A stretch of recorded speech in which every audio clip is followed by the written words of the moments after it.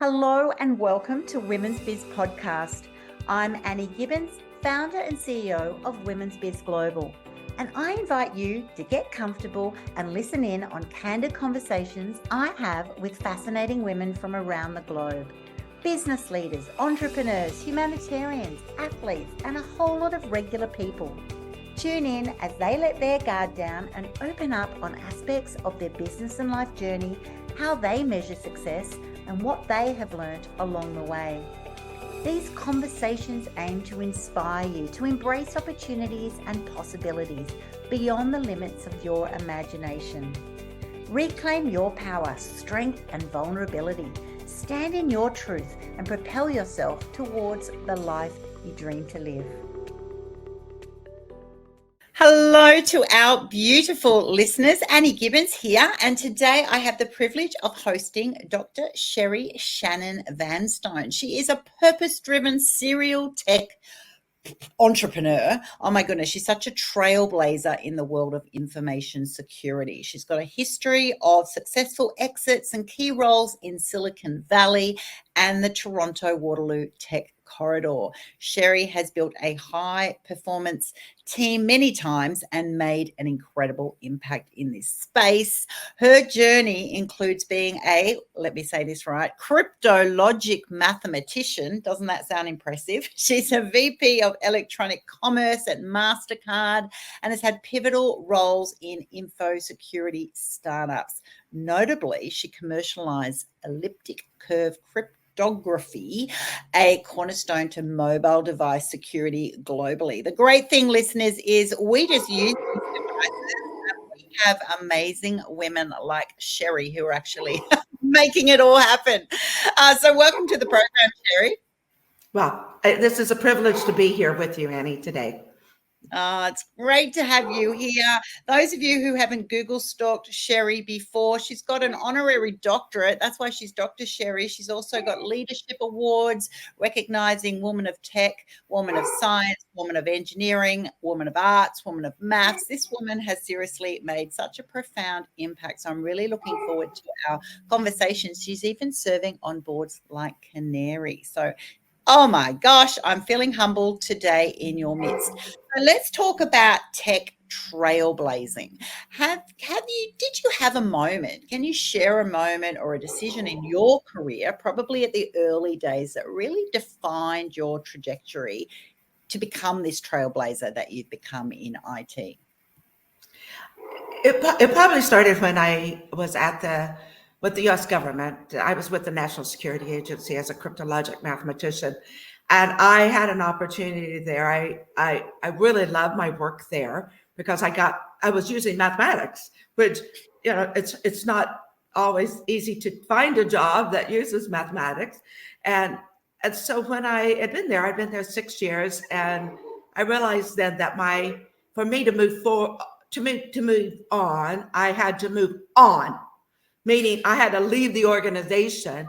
And that was when I realized I wanted to be in control as much as we can of my own destiny.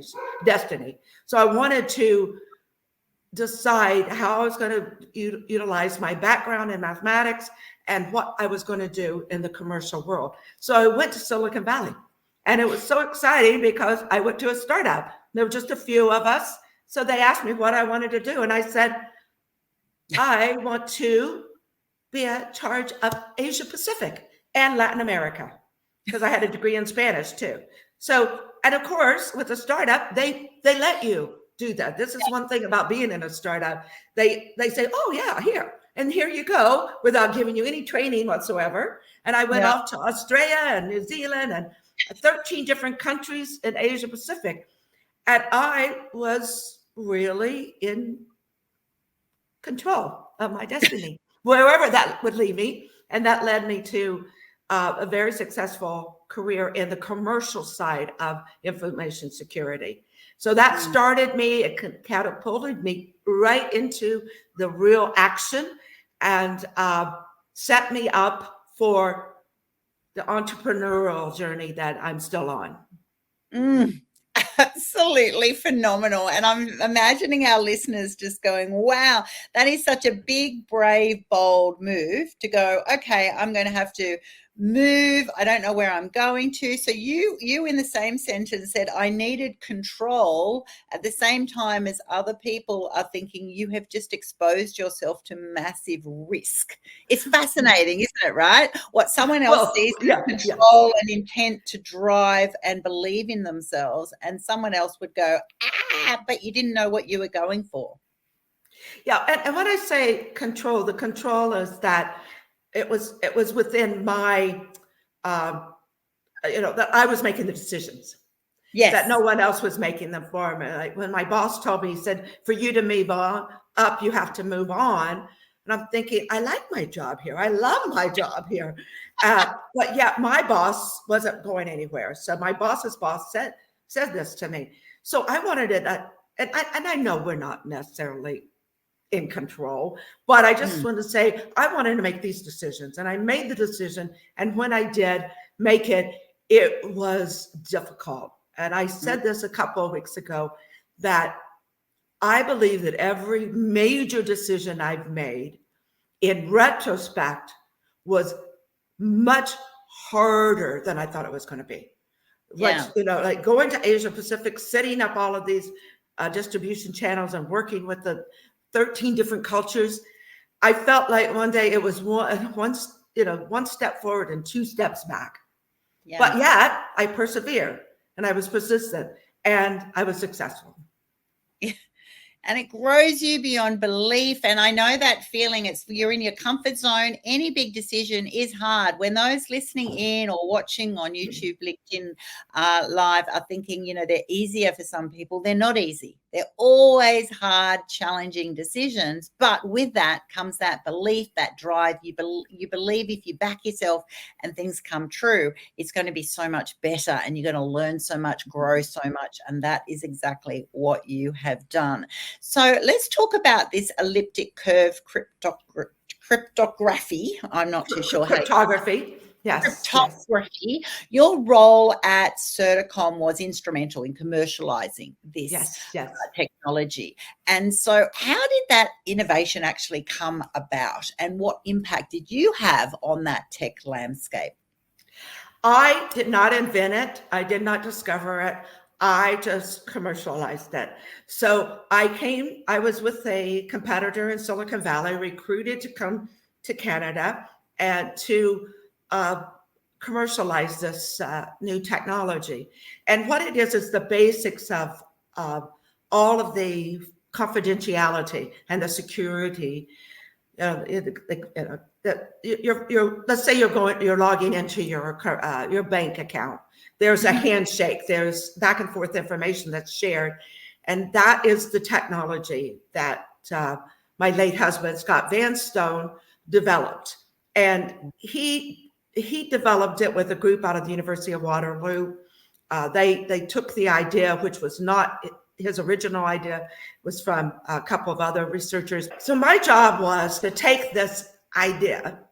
We didn't even have a product. It was a theory, and it was an algorithm and all of these things, into the real commercial world. And so what we did first was we needed to standardize it, because standardization was very important for security. You don't want to deploy security without standardizing it. So my job was to standardize it in IEEE, international standards organizations, etc. So that was the first thing we did before we started working with customers. And then we started working with big customers like Motorola and Research in Motion, which with the BlackBerry. And then now today, this product, this algorithm, this solution is in every PlayStation, DVD player, Google searches. Everything is using elliptic curve cryptography. We shorten it to ECC because people don't want to say the whole word. But if you talk to any information security specialist and you say ECC, they'll know what you're talking about. And what it was because it was an algorithm that was superior to anything else, because it was compact, low battery and low computational power and low bandwidth. So it's perfect for the smartphone. Oh, so incredible. Absolutely phenomenal. I'm just awestruck. But also how challenging it must have been, because let's face it, all of those different phones, brands, technologies all had their own little infrastructure that's different, their background that's different. That's what makes them unique. So wouldn't have been as easy as just having a new technology that pops into one and will work for all. There must have been massive adjustments, developments to then find a tool that actually fits all. Incredible. Yeah. And what was great at the time, and this is part of my success along the way, is being prepared and also being lucky, being in the right place at the right time. And this technology was perfect for mobile devices. And you could say, well, oh wow, that's a smartphone. I mean, it's got more computational power than a PC used to have. Yes, that's true. But think about this was in the 90s when it did not have as much computational power, and the other solutions would not work. It would take a minute to do a secure connect, and we don't wait for a minute to do that. No. People are not going to tolerate that type of latency. So it came around, and it's about the same time as RIM is getting ready to launch the smartphone, and Apple's getting ready to do the iPhone, and it was perfect for this environment. Now today it's everywhere because it's still a superior security, as RIM was known for. The BlackBerry is known for its advanced security, and we even then later took it into the driverless car and the connected vehicle. So this is what it's still a very powerful and secure protocol and algorithm. Incredible.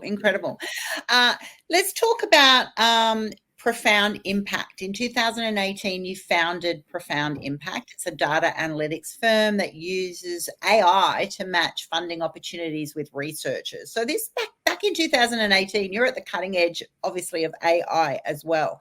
So what was the inspiration behind this platform, and what kind of outcomes have you witnessed? Because you could have used AI from its inception. The rest of the world are all just getting onto AI now. Yeah.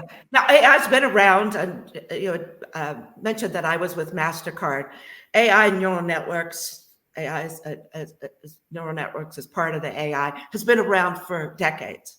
What has happened in the last few years is the computational power has increased, and the algorithms have become so efficient and powerful. So in 2018, I wasn't thinking about AI. I was thinking about retiring. I just sold my last company to Robert Bosch, which was the connected vehicle security and all that. And I stayed on for the year to transition, and I was getting ready to retire on March 31st, 2018. And I really was, but I know I couldn't really retire. So I said, I just rewire. And I started working with the University of Waterloo in Ontario to try to measure their worldwide impact. So this is the genesis of Profound Impact. We wanted to measure the worldwide impact of a faculty of math at University of Waterloo, where my late husband, Dr. Scott Vanstone, was a professor and also spun out Certicom. And it started out just to looking at his impact. And then I said, you know what? No, we've got to look at the whole ecosystem and the whole environment and look at that impact. And also, it's not a static story; it's a dynamic story, because the impact was still coming to fruition because of academic children, and also all the spin outs and all of the patents and all of that. So we started out trying to measure the impact of this organization, and doing that, we had to bring in a lot of data from alumni and faculty members and industry partners to try to measure this impact. And then also our goal was to not just measure it, but also visualize it. Yeah. Because we all, human beings, we love visualization, and with the goal to inspire future impact and collaboration. So with doing this project with the University of Waterloo, we found that, yes, we could do this product, we brought it to market, but it wasn't, as far as a business goes, it wasn't scalable. So it led us to be working with universities. And then we identified that the big pain point that many universities and research institutions have is finding more research funding, because ranking, prestige, and just keeping the doors open at these universities. And because, yes, they're there to train students, educate students, but one of the big things is the research and their impact on the rest of the world. So we realized that it kind of came full circle. We're still talking about impact, but in a different way. What if we were able to do a perfect match between a research funding opportunity and a researcher and possibly an industry partner? What if we could do that? If we could do that, we could probably and are reduce the waste that's in there. And that's $300 billion of research funding globally available every year. And it's estimated that maybe up to a third is wasted. Now, waste is meaning that we didn't get a negative result or a positive result. We got nothing because the project fell apart. The money was wasted. The project didn't finish. And what if there was a way to bring in the perfect match of the perfect people to bring in to help? This would affect us greatly, because of course it would bring more fundamental and breakthrough research to bear on the problems that we're facing, huge problems that we're facing.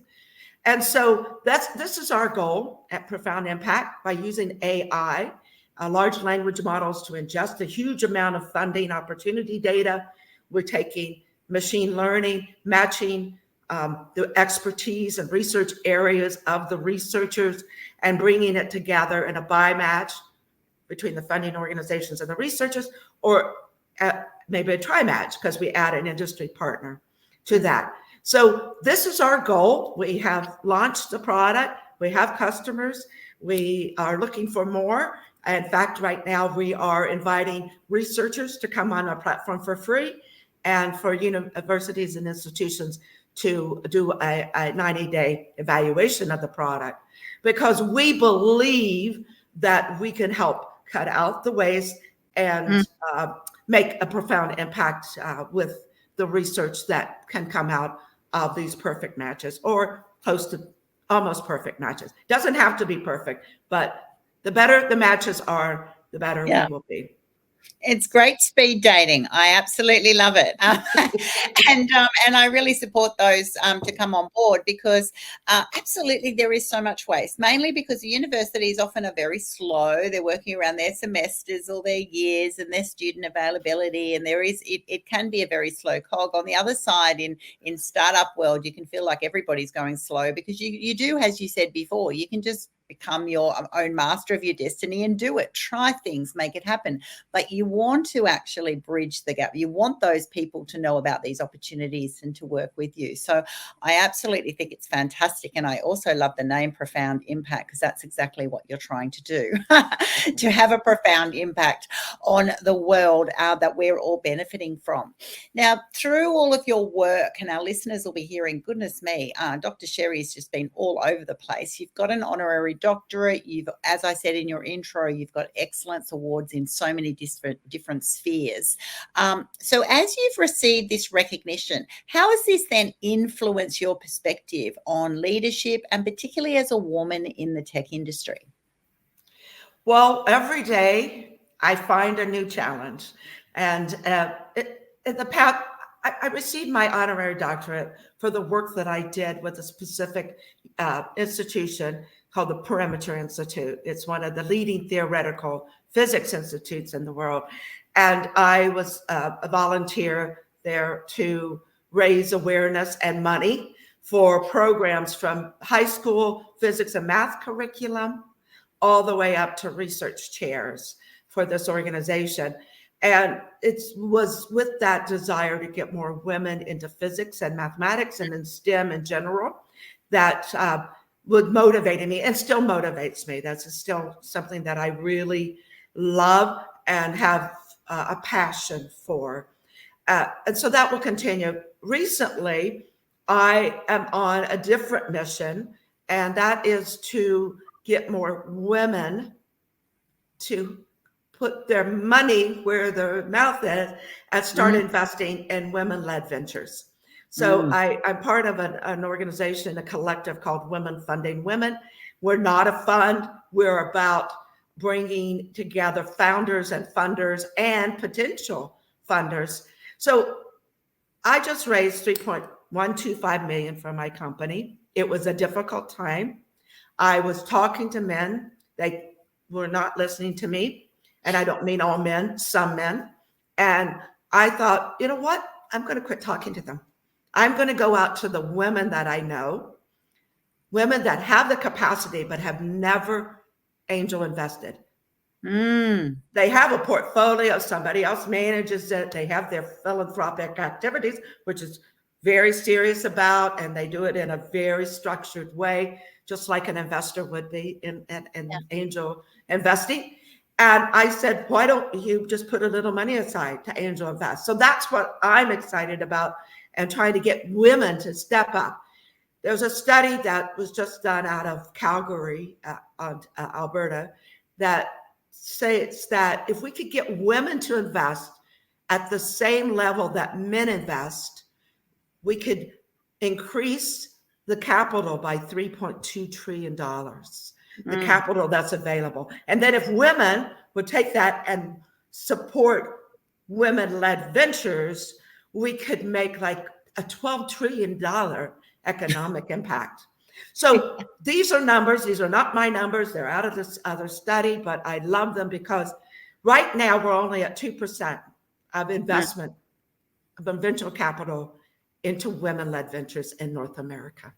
Exactly. We need to move that needle. Only 11% of venture capitalists are women.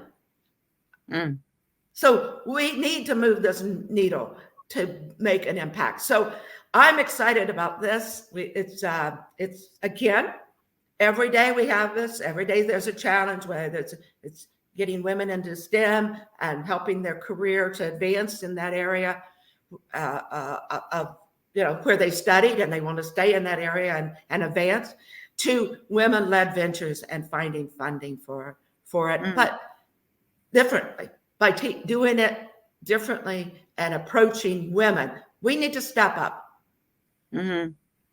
Go. We need to girl power it. Exactly. The collective is powerful. The collective has the ability to seriously change the world, like to have such an incredible impact. All the data, all the research says women are great for business. It is tragic that I think 1% of venture capitalists, capital businesses are invested in by women globally. So 99% of men choose to invest in male-dominated startups of some kind with their funding. So it's an emergency. It actually is. And I love the way that you are pioneering that with women, saying, hey, women, how about you support other women? You can still go through and you expect them to, all the checks and balances. You're not asking for a handout. You're actually just asking to be seen, to be valued, and to go on that journey with you so that can happen. I think that is just so fantastic and so necessary, because the statistics are just tragic. So is there a reason that you see now? Back in your earlier day, there was a real, a stereotype of bias against a barrier for women in STEM, in maths, and you are pioneering that space. Is that barrier still there, or should women just be realizing, those younger girls listening in, if this area interests them, are there just a zillion opportunities that you say, hey, what are you waiting for? There is no barrier to your success. I think there are more opportunities today than there've ever been in so many different ways. You don't even need you don't need an education in STEM to work in cybersecurity, in AI. It doesn't hurt, and it helps because of the fundamental skills that you develop, such as problem solving, evidence-based decision making. These types of skills that you develop with the scientific or STEM-based science and technology, engineering, math, education. I am excited because there's so many opportunities today for women.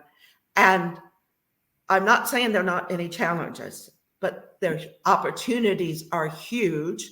We still face a lot of unconscious bias in the workplace and in developing our career. I'm not risk.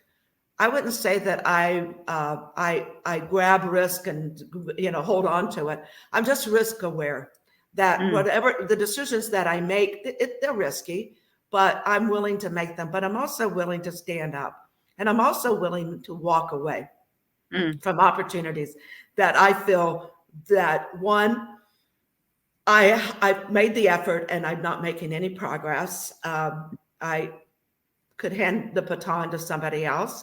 And the other thing is that that there are different challenges that women face. Let's just say, if you want to get married, you want to have children, or you don't want to get married, and you still want to have children, it doesn't matter. It's that childbearing, child raising opportunity that we get to participate in, and that may be a challenge in your career. But what I'm finding is more women are backing away from careers and then re-engaging. And that re-engagement is what is so exciting to me, because our career is not education, work, retirement anymore. It's not like our lifespan doesn't look like that. Our life cycle doesn't look like that. We educate, we work, we may step back from work, as I did. When I took a break although I consulted, I wasn't no longer a VP. I was doing some consulting on the side for several years because I needed to do that to support Dr. Scott Vanstone and what he was doing. And that was fine. Yeah. I was happy with that. But then when I want to re-engage and then get back into it, now we're seeing more opportunities to re-engage. And I think that's what's very important to women in their career. And I love what you said there, that it doesn't have to have been your background, doesn't have to have been your training. I love that re-engagement phase, because I think so many women, particularly our listeners, have had that, they've done an initial qualification, they've had that journey, they've taken a break, and that re-engagement phase, you can re-engage anywhere. I've had people on my TV show, many people on this podcast who've said, oh my gosh, I re-engaged in a completely different area. And that's because the world's changed. You've changed. Opportunities are changing. There's new jobs coming into that have never been there before. I think I agree with you. There is just, don't see it as a barrier. That is a challenge for women in all professions, that we do take breaks, but you can choose today to actually just start thinking. And we're seeing it with men too. It's just not women. With this new 100-year life span, they're calling, it's a reality. Young women and men today, they most likely will live into their hundreds, and they have to look at their career differently and their financial planning and other things differently, where it's continuous learning. And the great thing today is we've been through COVID, so we know how to work remotely. We know how to learn remotely, and may not be the best, but we are able to do it. And we have so many opportunities, webinars today, and just being able. I just took a course on AI and large language models with the University of Waterloo. It was remote, but real-time remote, and it was exciting because not having to take away from my work day, and go into a classroom, I could learn remotely. And I think we have so many opportunities today. There's really no excuse. I mean, I can learn almost anything from YouTube. I noticed that the other day. I needed to change a battery in my car remote. I went to YouTube, and I can do it. how about that? It's absolutely. You can just right. You got a problem? Go to Google, go to YouTube. You'll work it out. Practice. Not all of it's exactly right, but hey, there's enough information that you'll work it out. So you have learned so much in your career. You're a sought after speaker now in collaborative corporate culture development, fostering innovation, all about collaboration, which I love in the tech-driven organization. So do you have any key principles or strategies that you believe are essential for fostering innovation and collaboration? Yes, a couple. I'm talking to myself here too when I say these things. Is don't be afraid to ask questions. Don't be afraid to ask in general for what you need and what you believe you need to advance your career and also to learn. But also is being able to ask questions. That's another one of the fundamental skills of a scientific educational background, is to be inquisitive and ask questions. So when you're in a collaboration, doesn't mean that you don't have to know it all. That's what I love about it. I don't have to be an expert in X and Y, but I can work with people who are, and maybe I can even learn something from them too. And I even find it in my own teams. I have this young man who works for me, and he is so detailed oriented that sometimes it gets on your nerves, but this is a skill set. And he's the one who you want to send in to the weeds to find the plants there, because he can do it. And then I have a young lady that works with him, and they get along, but they're not, it's like there's a little friction there, which is okay too. Don't forget, a little friction is fine. You don't want, them to come to battle, and hand-to-hand combat, but a little friction, a little questioning. But I told him, I said, she has a skill set that you don't have, and he has a skill set that you don't have, and appreciate that and understand that you're not going to be perfect. It's not going to be, oh, this is a perfect collaboration. No, there's going to be some friction, because with friction, I believe, comes innovation. Absolutely. It makes everything stronger, more diverse. It is a fantastic thing. It's the same principles in that work environment as on a board. If you are forming a new board, you actually want those diverse minds. It creates some riveting conversations, a bit of argy-bargy. It's challenging, but it means that you are going to go to areas of that envelope that you wouldn't have gone to before, because you've all got to have, well, what's your rationale for that? Why do you believe that? Back yourself. And at the end of the day, you want to have an environment, in this area, that everyone is the best of their niche, if you like. And I love that, not having to be, try to be perfect in all ways. It's like, no, just hone your niche and be valued for that. And then also have incredible respect for those who work alongside you, who might just drive you crazy, but you need them in your battle plan. Definitely. And that's what the diversity brings. And this is what people don't, I think people are appreciating more, but it doesn't mean that it's going to be smooth sailing.